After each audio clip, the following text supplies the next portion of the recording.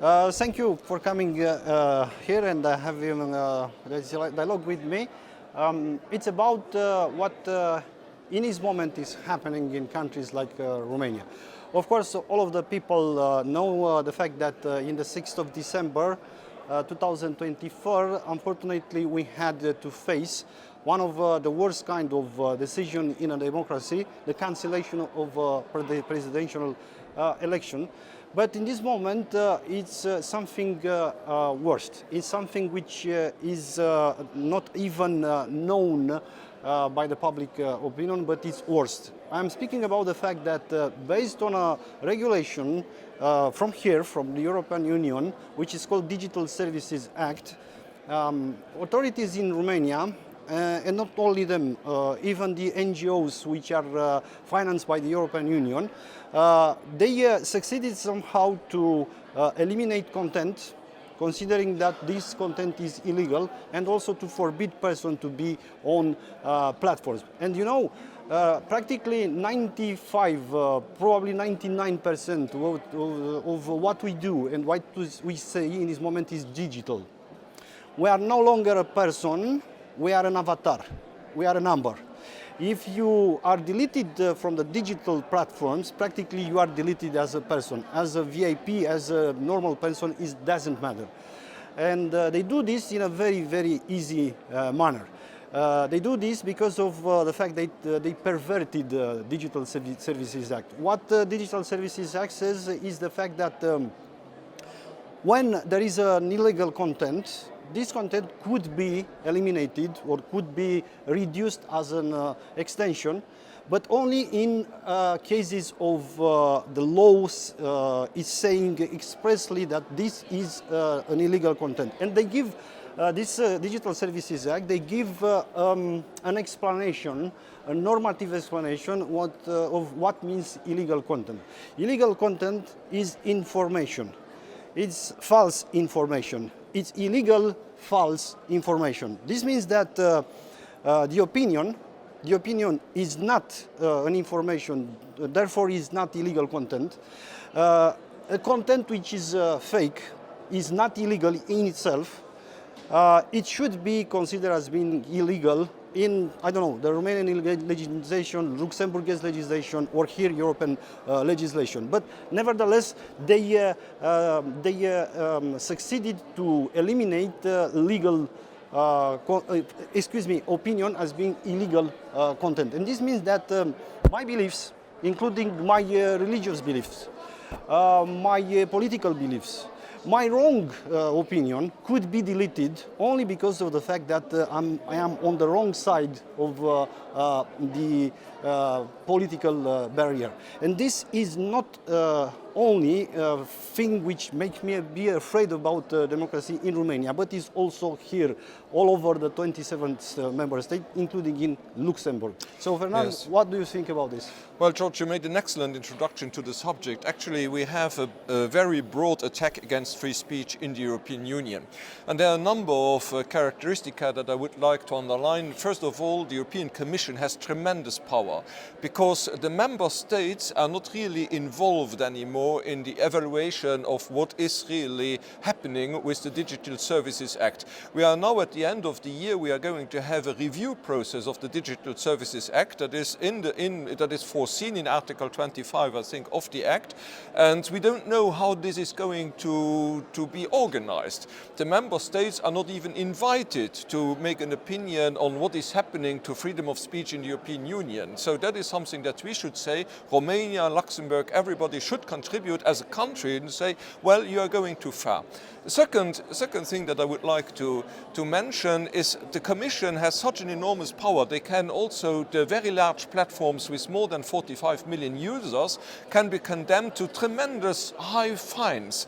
And what are they doing? Well, they are taking care of not letting so-called contentious content on their platforms, so they make a censorship even before even somebody tells them to take something away. So they go over, practically over the restriction in the They SA. don't want to avoid fines, and that means basically on very large platforms that it is a worldwide censorship, because they are afraid of the European Commission and the very high fines that they might get in Europe, so they take it off completely from their platforms, and it results in a worldwide censorship. Another aspect that I would like to mention in order to complete what you have said, George, is that actually what is an illegal content? There is no clear definition.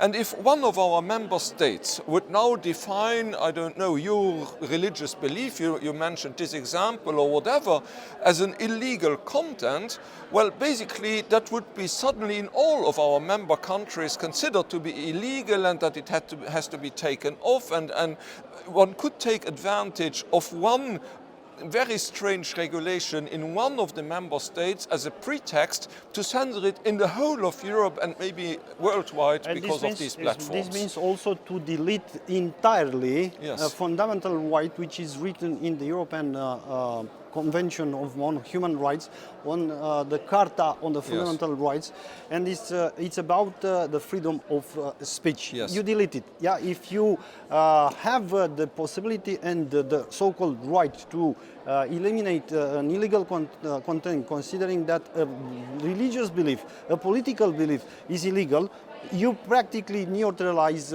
all what means this freedom of speech. Let me give you another two clues. You know, 2 days ago, and I don't know why the public opinion is not outraged in this moment, the European Court of Auditors says that between 2021 and 2023, only 3 years, there were something like 7.4 billion euros paid by the European Union to NGOs in order to somehow do lobby politically. Political lobby, and also to the so-called fact-checkers, trusted flaggers, and whistleblowers. So, the European Union not only gave the permission to the authorities to pervert this kind of legislation. The SA is not about politics belief and religious beliefs. It's about protecting the consumers. Yeah. But they also allowed to particular persons like these people from the NGOs to do censorship, because they get money from the European Union in order to them to go and say, look, Fernand or Gheorghe Piperea is against the system, is telling lies, is telling dangerous lies, so they should be deleted. And second, you know, in Germany, starting 28th of February, they started a system where you can go and say to the people from your family, from your relatives, from your neighborhood, that in small talks or, I don't know, in fights and debates with you, they said to you conspiracy theories. And because of the fact that you are small, you are kid, you are infantile, you are not adult, you can go to the German state and say, look, I am very offended, very much offended about what these people from my family said, and I want your protection.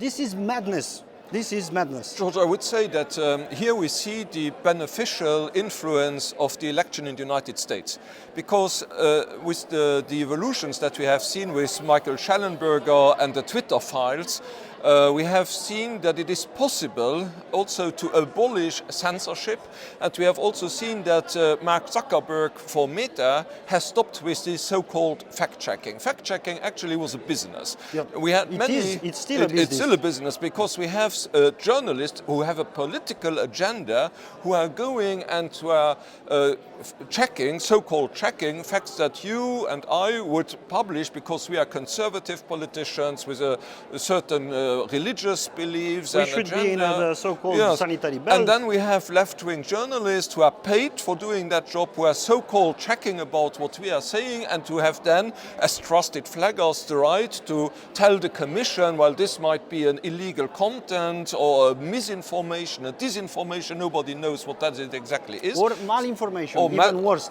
Yes, Even worse. whatever they call it, and that should be censored, that should be taken off from the social networks. And it's exactly what you said. Once they start taking it off, well, we cannot tell the public anymore what we are thinking, and it's the end of democracy, because democracy lives... Because of the generalization of this Yes. so-called digitalization, Yes. we became practically a number, we became an avatar. And our existence as public figures, as voices of people, it's only digital in this moment. If they deleted you, you are not no more. Yes. You are not anymore a voice of the people, and this could be the end of the democracy here in European Union. Exactly. It's a battle that we lead in common. You see that Romanians, Luxembourgers, and in every member state we have people who speak up.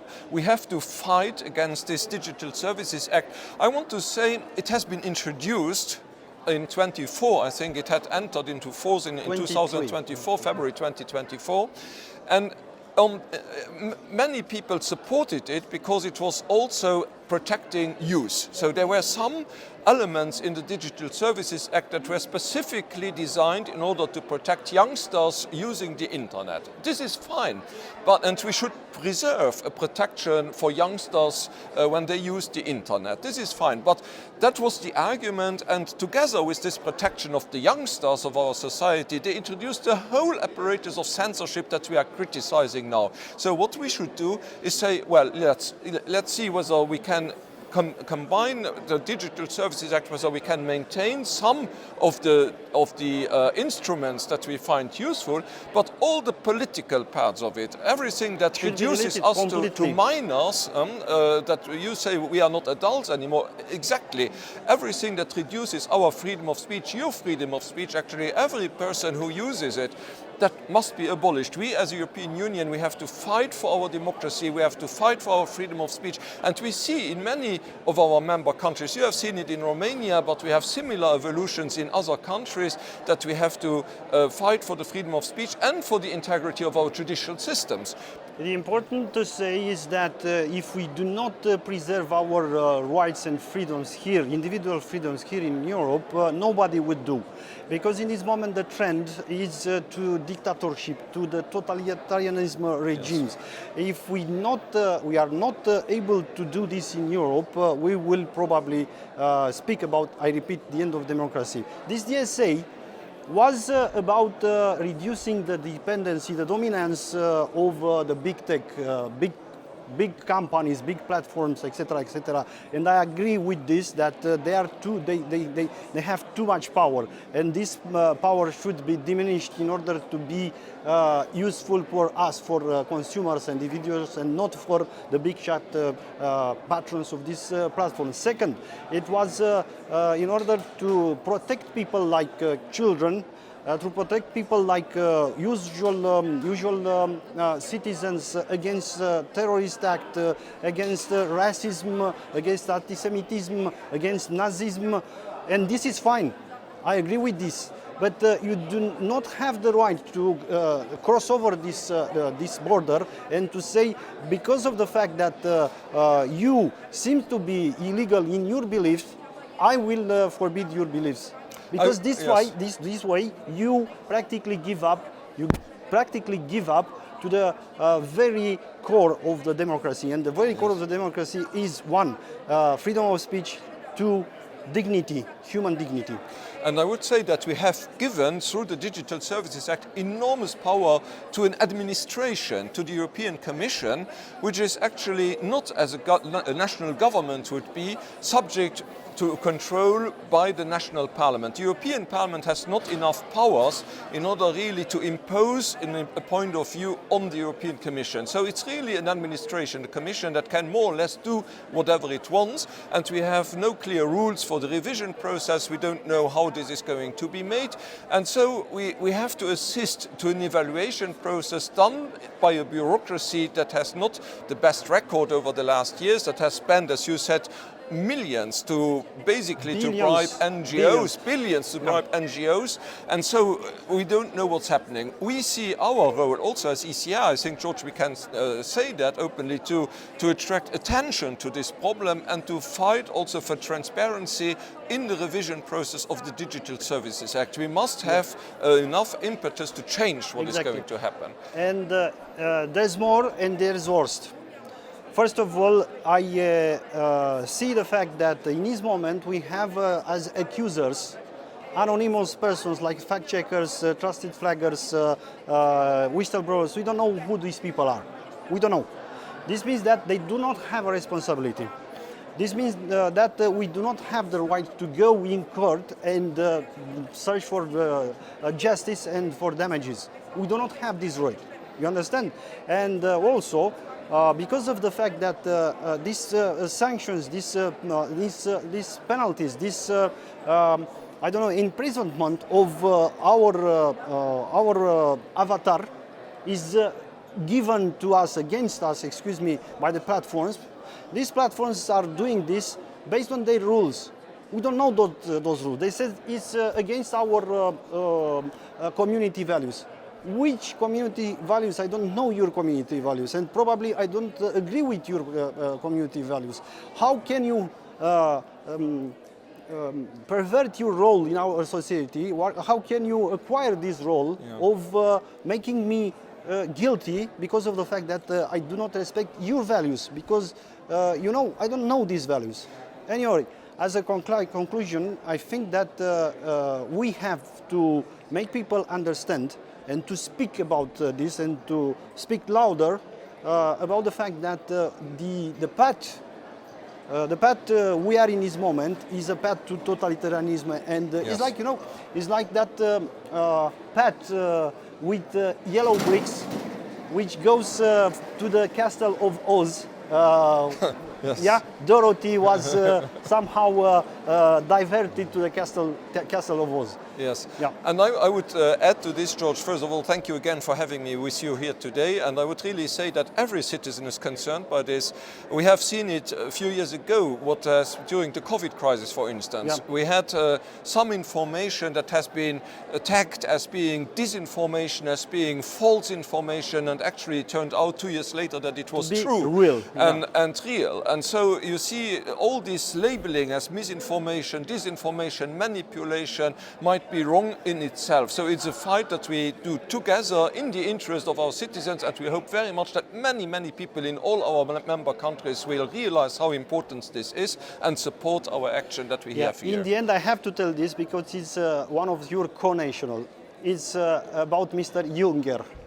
You know, about this malinformation. Malinformation is when conspiracy theorists tell the truth, but you don't have the right to tell the truth because this harm people. Yeah, could harm people. What Mr. Juncker said, when things are getting serious, we have to lie to them. Yes, but not all Luxembourgers think like this. Yeah, excellent. Thank you. Thank you. Thank you.